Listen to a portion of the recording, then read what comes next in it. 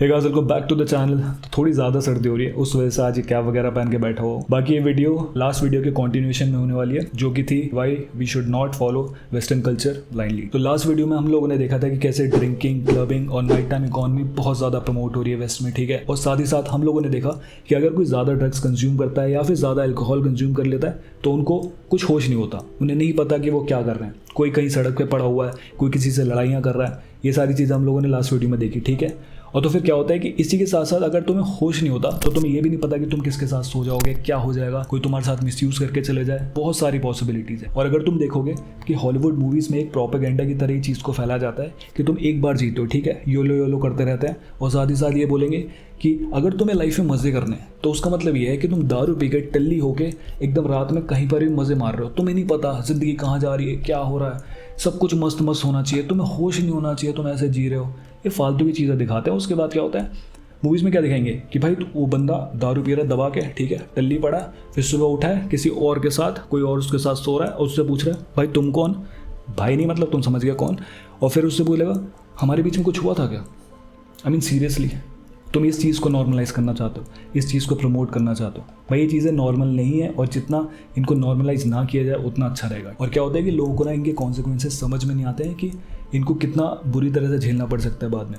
For example इसके ऊपर studies भी हो रखी हैं कि अगर तुम ऐसे ही कैजुअल सेक्स करते रहोगे, तुम्हें होश नहीं है, तुम कुछ भी कर रहे हो, तुम्हारे ऐसे सेक्स पार्टनर्स बढ़ते जाएंगे अगर, तो क्या होता है कि तुम्हारे लेटर इन द लाइफ जब तुम्हारी मैरिज का टाइम आएगा तो तुम्हारी एक सक्सेसफुल मैरिज होने के चांसेस रैपिडली एकदम से नीचे चले जाते हैं, ठीक है। फॉर एग्जांपल तुम ये वाली स्टडीज़ के रिजल्ट्स देख सकते हो। तो चलो इसी से अब हमारा आता है सेकंड पॉइंट, जो कि है मैरिज एंड रिलेशनशिप फेलियर्स। तो देखो मैं ये नहीं कह रहा हूँ कि हमारे इंडिया में सारी चीज़ें बढ़िया चल रही हैं, सिर्फ वेस्ट में ख़राबी है, वेस्ट में सारी चीज़ें ख़राब चल रही हैं, ऐसा कुछ नहीं है।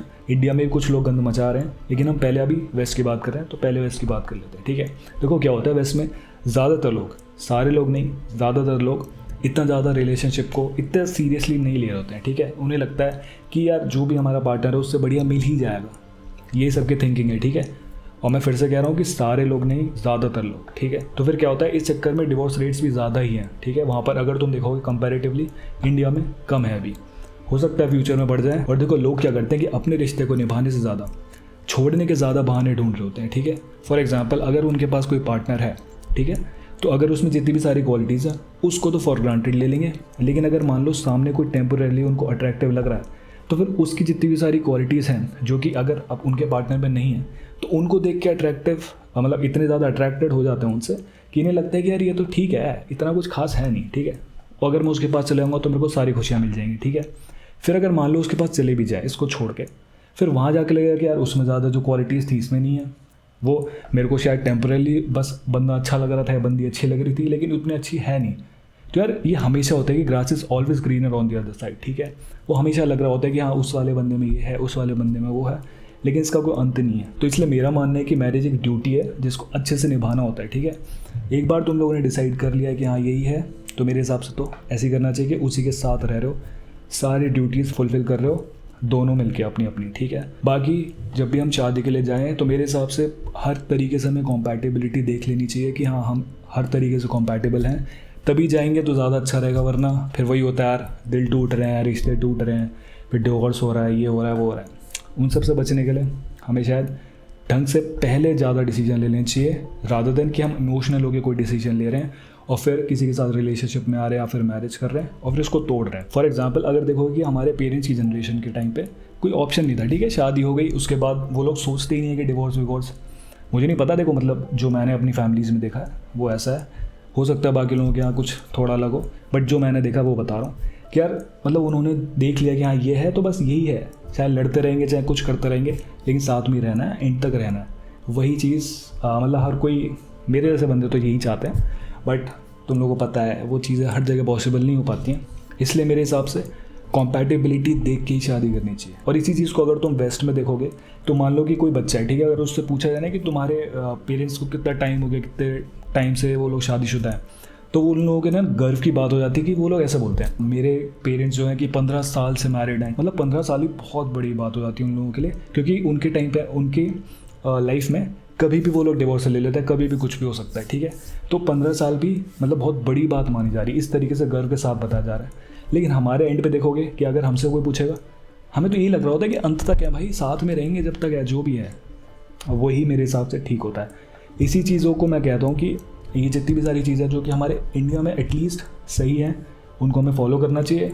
और वेस्ट में कुछ चीज़ें ख़राब है, बस उन चीज़ों को अवॉइड करना चाहिए। और देखो, मैरिज के व्यू पॉइंट्स को तुम्हारे इन्फ्लुएंस करने के लिए बहुत सारे लोग मिल जाएंगे वेस्ट में, ठीक है। कुछ मैन हैं, कुछ वीमेन हैं, और मैन इस तरीके से बोलते हैं कि हाँ यार लड़कियाँ सारी ख़राब होती हैं, लड़कियाँ बोल देंगी कि सारे लड़के ख़राब होते हैं। वो लोग अपने एक्सपीरियंस के हिसाब से ज़्यादातर बोल रहे होते हैं। बट देखो, सारे लोग तो नहीं ख़राब होते हैं, हमें अपने हिसाब से देखना चाहिए।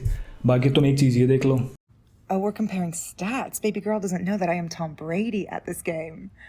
Married at 18, divorced at 21. Second marriage, married at 25, divorced at 28. Third engagement, engaged at 29, ended it at 30, but I kept the ring. I'm still keeping Tom Brady on his toes.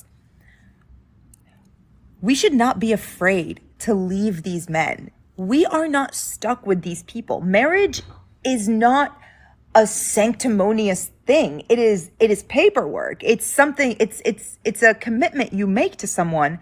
But if you feel like you're not getting anything from that commitment and you're trying, you gotta go. You gotta go. You have to go. अब madam को देख रहे हो, ये madam खुद porn star हैं। देखो, अगर मेरे से पूछोगे, मैं इन लोगों को रिस्पेक्ट नहीं कर सकता।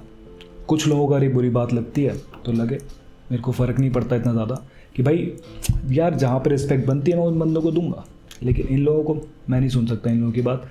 तो तुम्हें समझ में आ रहा है, अपने रोल मॉडल्स को भी अच्छे से चुनना बहुत ज़रूरी है। इन लोगों की, सब लोगों की बातें सुन के इन्फ्लुएंस होने की ज़रूरत नहीं है। अच्छे से अपने रोल मॉडल्स को चुनो।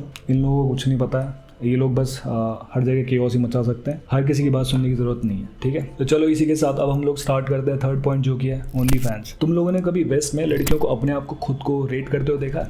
अगर उनसे पूछ लिया जाए कि आप अपने आप को कितना रेट करोगे आउट ऑफ 10, तो पता है आंसर्स क्या होते हैं? 10, 100, 1000। मतलब एक तो सेंस तो बाहर ही है, लेकिन ऐसे अपने आप को रेटिंग मिलती है, ठीक है। मतलब अपने आप को बोल दिया, परफेक्ट बोल दिया, कोई इंप्रूवमेंट की ज़रूरत नहीं है, एकदम बेस्ट है। अपने लिए गाना गा लिया वो सौंदर्य साबुन निरमा वाला कि तुम हुस्न परी तुम सबसे जवां, तुम जो भी है, मतलब वो मेरे को याद नहीं है। तुम हुस्न परी तुम जाने जहां, तुम सबसे हंसी तुम सबसे जवां, सौंदर्य साबुन निरमा, सौंदर्य साबुन निरमा। तो उनके हिसाब से उनमें बहुत ज़्यादा वैल्यू है, ठीक है, वो बहुत ज़्यादा वैल्यूएबल है। और अगर उसी लड़की को फिर तुम जाकर देखोगे कि ओनली फैंस का अकाउंट है, वो $10, $15 की मेंबरशिप के साथ अपने न्यूड्स बेच रहे हैं वहाँ पे, समझ में आ रहा तुम्हें? कौन सी वैल्यू भाई, ये वैल्यू थी। देखो, मैं समझता हूँ कि क्यों कर रहे हैं लोग, ईजी मनी है कि अपना बस थोड़ा दिखाना है इधर उधर की चीज़ें और उसके बाद तुम्हें पैसे मिल जाते हैं। नो डाउट ईजी मनी है, बट ईजी मनी के साथ कॉन्सिक्वेंसेस भी आएंगे, तुम लोगों को डील करना पड़ेगा उसके साथ। तुम्हें अच्छे लड़के शायद ना मिले शादी करने के लिए, या फिर बाद में तुम्हारा ध्यान रखने के लिए जो तुम्हें चाहिए होता है। पता है डिल्यूशनली बहुत ज़्यादा है कि उन्हें लगता है कि हाँ उसके बाद एक बहुत ही बढ़िया लड़का भी मिल जाएगा। ये सब नहीं होने वाला। जैसे लड़कियों को इंटरेस्ट होता है कि लड़का फ्यूचर में क्या कर सकता है, वैसे ही लड़कों को इंटरेस्ट होता है कि लड़की का पास्ट कैसा था, ठीक है, क्या उसके साथ वो सिक्योर फील कर सकते हैं बाद में, क्या उसके साथ वो शादी का सोच सकते हैं। तो चलो वीडियो को ज़्यादा लंबा ना करते हुए, क्योंकि वरना अगर मैं बता लूँगा थोड़ा ज़्यादा डीप और थोड़ा ज़्यादा वीडियो लंबी हो जाएगी। मैं बस ये समझाना चाह रहा हूँ इस पॉइंट से कि देखो, नो डाउट ईजी मनी है ओनली फैंस, बट तुम्हें उसके साथ साथ कॉन्सिक्वेंसेस भी फेस करने पड़ेंगे। अगर तुम उस चीज़ के लिए रेडी हो तो करो, मेरे को क्या प्रॉब्लम है। लेकिन बस मैं ये चाहता हूँ कि इंडिया में ज़्यादा चीज़ें ना फैले ये सब, क्योंकि जितना हो सके हम उस चीज़ से बचें, ज़्यादा गंदी इन्फ्लुएंस के पीछे ना जाएं, क्योंकि हमें बहुत ज़्यादा ज़रूरत है इस चीज़ की कि हम अच्छे रोल मॉडल्स को चुनें। क्योंकि देखो, पैसे कमाए जा सकते हैं यार, हर एक चीज़ पैसा नहीं होती पहली चीज़, लेकिन पैसा कमाना भी है यार, अच्छे तरीके से भी कमा सकते हैं। ये बिना मेहनत के कामों के साथ फिर तुम्हें रिस्पेक्ट नहीं मिल पाएगी, तुम कितना भी कुछ भी कर लो, और तुम्हारे को बाद में प्रॉब्लम्स भी झेलनी पड़ेंगी। तो अगर तुम उस चीज़ के लिए रेडी हो तो करते रहो भाई, no problem, but all the best. Problems आएंगी, ठीक है। तो चलो मिलते हैं नेक्स्ट वीडियो में, तब तक के लिए टेक केयर, गुड बाय।